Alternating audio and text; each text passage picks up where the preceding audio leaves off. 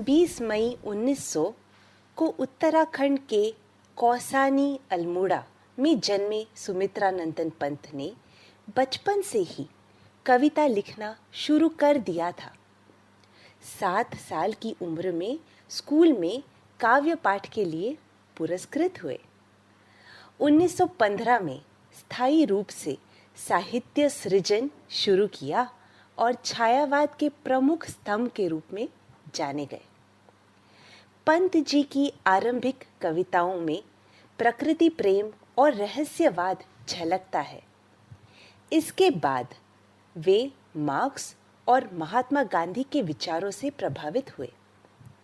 इनकी बाद की कविताओं में अरविंद दर्शन का प्रभाव स्पष्ट नजर आता है।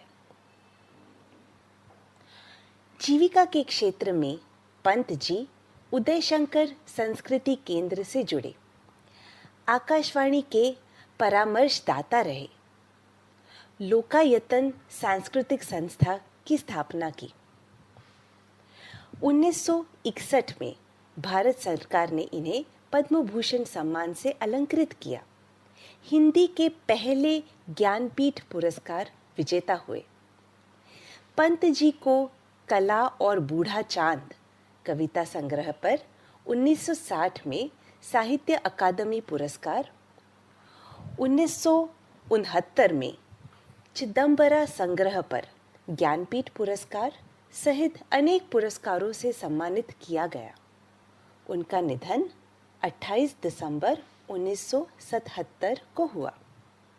इनकी अन्य प्रमुख कृतियां हैं वीणा, पल्लव, युगवाणी, ग्राम्या, स्वर्ण किरण और लोकायतन।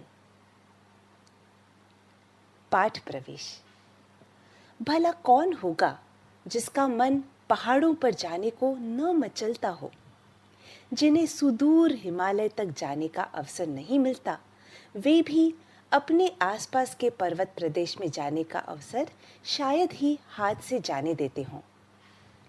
ऐसे में कोई कवि और उसकी कविता अगर कक्षा में बैठे बैठे ही वह अनुभूति दे जाए जैसे वह अभी अभी पर्वतीय अंचल में विचरण करके लौटा हो, तो प्रस्तुत कविता ऐसे ही रोमांच और प्रकृति के सौंदर्य को अपनी आंखों निखरने की अनुभूति देती है। यही नहीं, सुमित्रानंदन पंत की अधिकांश कविताएं पढ़ते हुए यही अनुभूति होती है कि मानो हमारे आसपास ही सभी दीवारें कहीं विलीन हो गई हों। हम किसी ऐसे रम्य स्थल पर आ पहुंचे हैं जहां पहाड़ों की अपार श्रृंखला है, आसपास झरने बह रहे हैं और सब कुछ भूलकर हम उसी में लीन रहना चाहते हैं।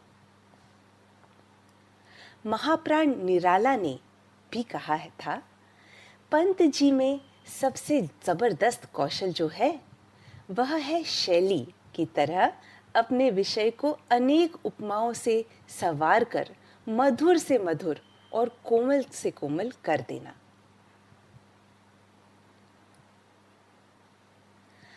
पर्वत प्रदेश में पावस। पावस ऋतु थी पर्वत प्रदेश, पल पल परिवर्तित प्रकृति वेश।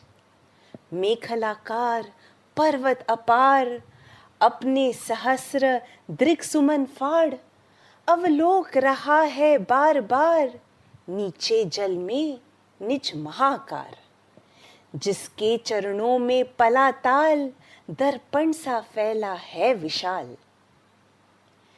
गिरि का गौरव गाकर झरझर, मद में नस नस उत्तेजित कर, मोती की लड़ियों से सुंदर झरते हैं झाग भरे निर्झर। गिरिवर के उर से उठ उठ कर, उच्चाकांक्षाओं से तरुवर, है झांक रहे नीरव नभ पर, अनिमेष अटल कुछ चिंता पर।